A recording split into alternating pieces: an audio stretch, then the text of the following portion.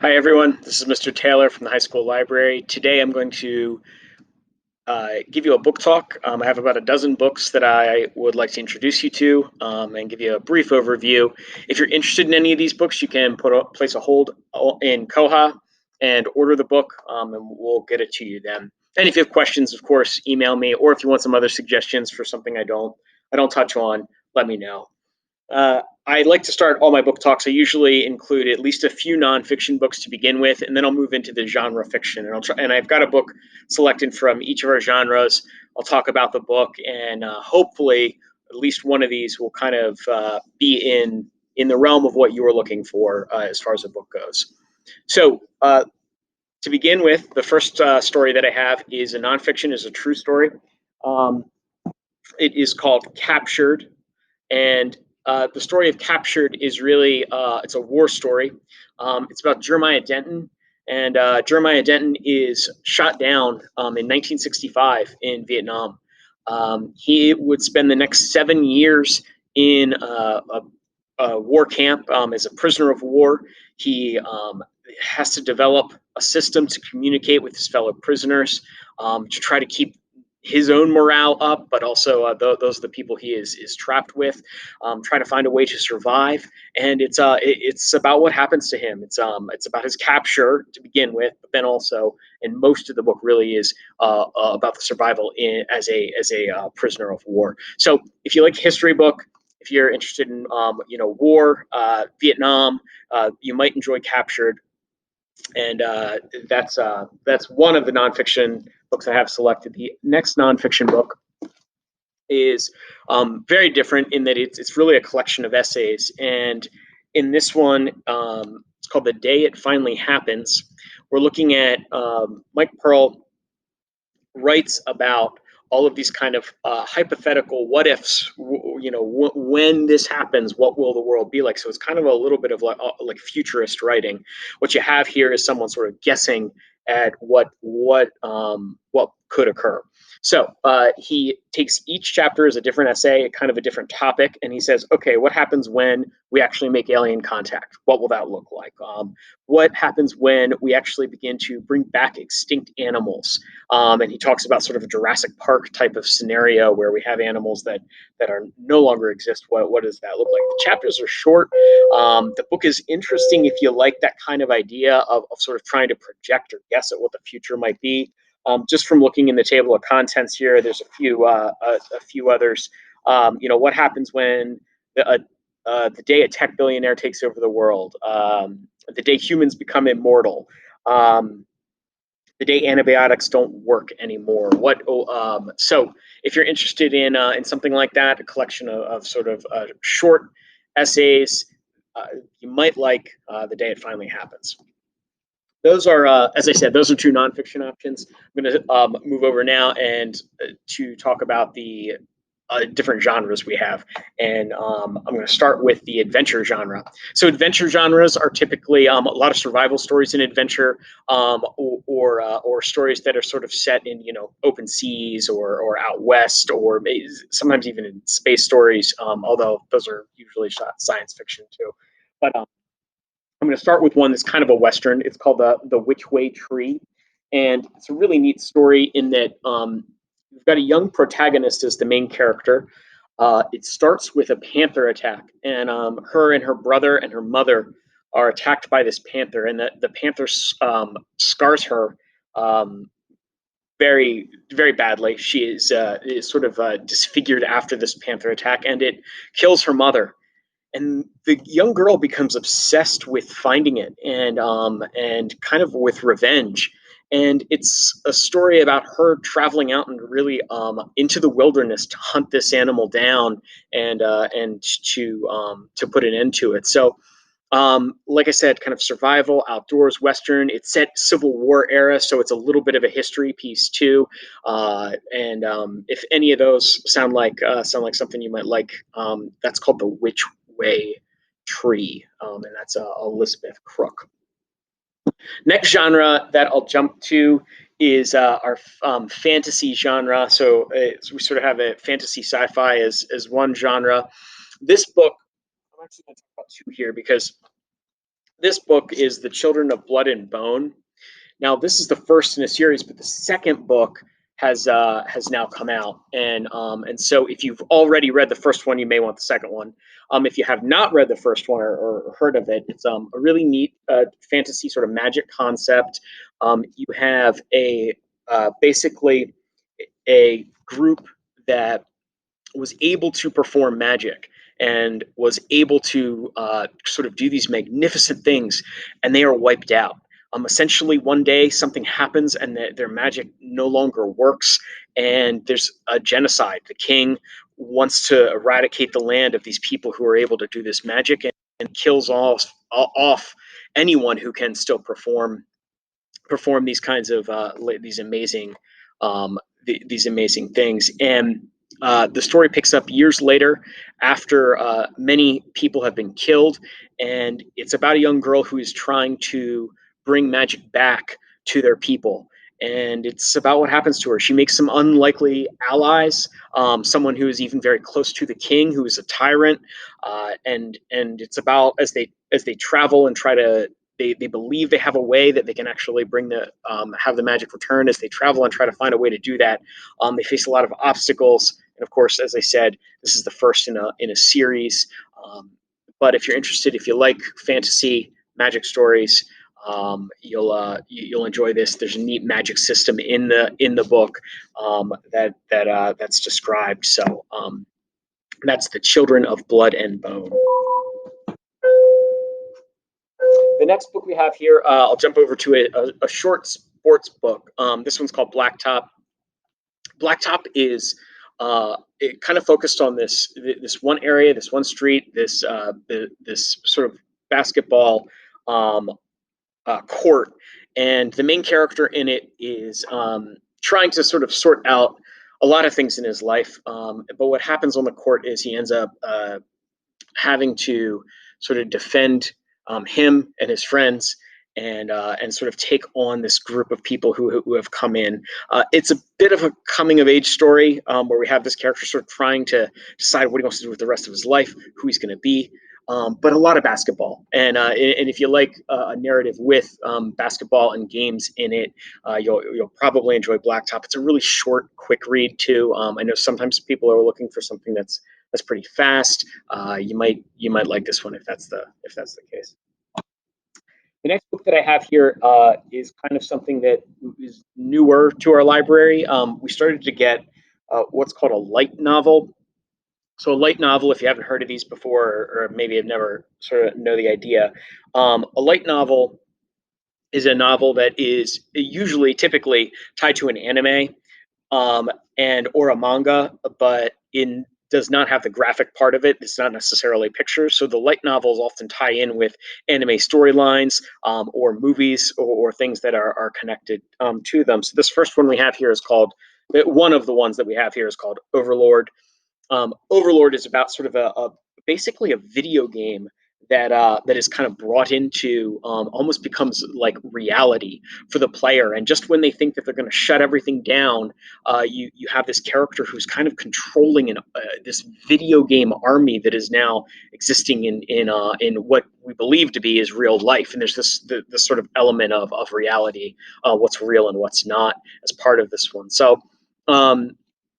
If you've heard of a light novel and always wanted to try one, we do have a few here now, and maybe you've heard of Overlord also before, and that might be another one to try. So that's an option. I'll jump over to the teen genre. So the teen genre, I'll kind of get away from some of the stuff that's maybe more fantastical, and this is more realistic fiction. Teen can have a lot of books. Usually, they're realistic and they tend to deal with teen issues. And one of the books that we have a few copies of this one. This one's been around for a couple of years, but it's been very popular, and that's called The Hate You Give. And The Hate You Give is really a book that's kind of timely in that it's a book about a 16-year-old who is with her cousin, and after a party, they get pulled over.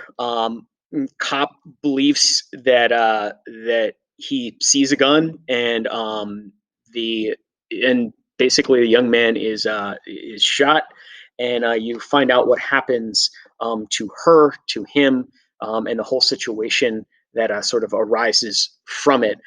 Really timely with some of the protests that have been going on this summer, and the Black Lives Matter movement, and just really a nice way. If you're thinking you might want to read something that will sort of maybe give you a little bit of a different perspective, or maybe just try to open your eyes a little bit to some of the things that reasons why people might be protesting and why they might be angry. I think this book is a good introduction to that. And there are there are plenty of other authors who have tried this, but I would say this one is probably the most popular right now. So if Angie Thomas, The Hate You Give, I'd also recommend some Jason Reynolds.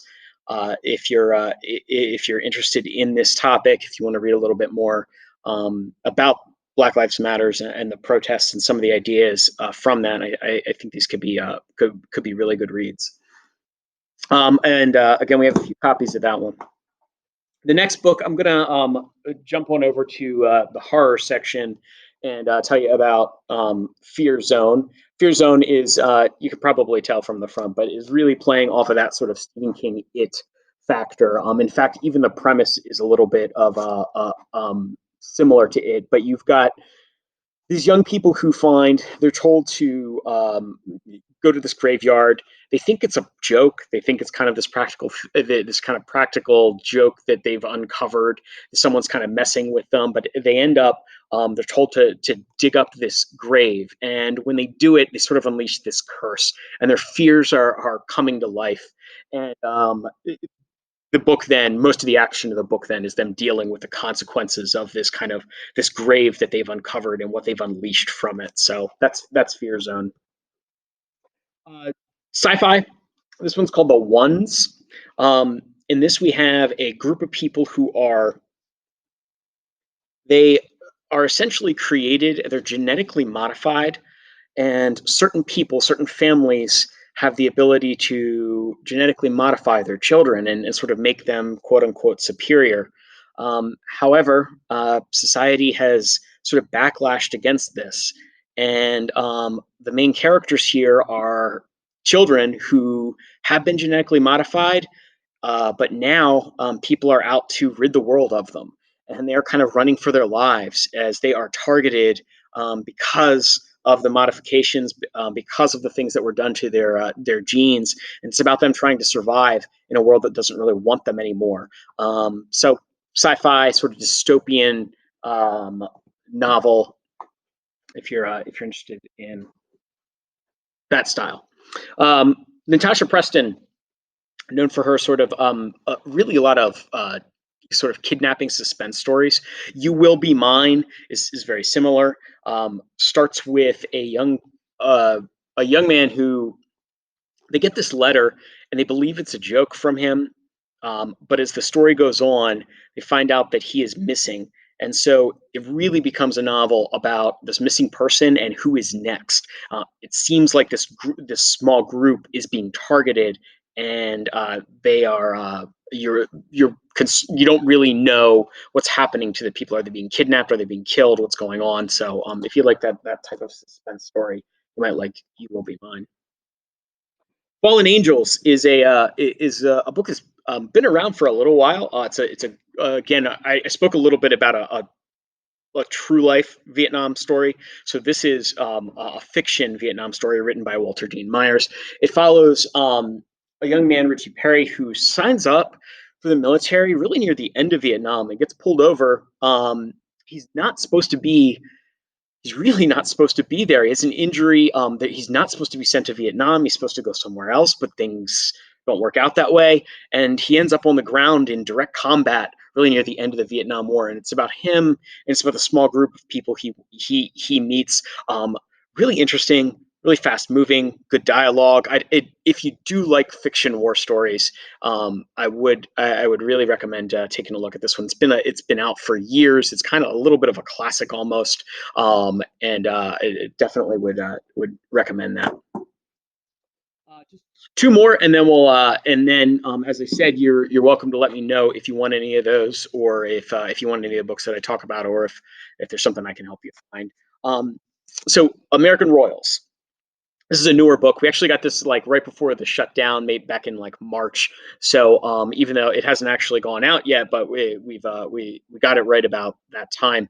Kind of a neat idea. The concept is that the when George Washington and his in the army, the Continental Army defeat England and they drive them out. They decide to, instead of Washington taking the presidency, he takes the throne. And it's about the royal family of America, essentially the heirs of Washington, and what happens to American society if a monarchy is put into place. So it is set in modern day. So we have these American royals. Kind of picture the royal family, but and a completely alternate history of America. However, we have this actually in the romance section because it is really a book about the relationships that these people have. So even though it's got this premise that almost sounds like alternate history, sort of science fiction, it's really a book about the relationships of these people, these American royals, and so there's a heavy romance element to the storyline too. So I'll leave you with The Life We Bury. This is a great sort of mystery book. Young man is in his first semester of college. He has to write a paper.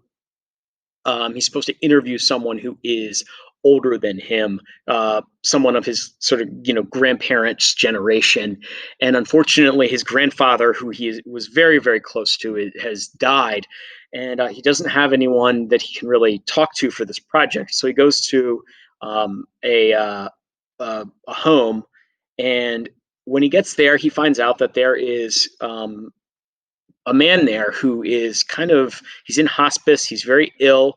He probably only has maybe a month, maybe 2 months to live, and he is a convicted murderer.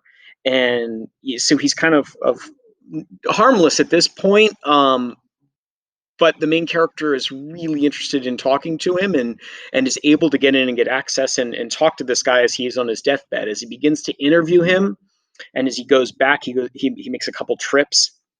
What he finds out is that even on his deathbed, this man proclaims his innocence and said that he is not guilty of the crime that he was convicted for decades earlier.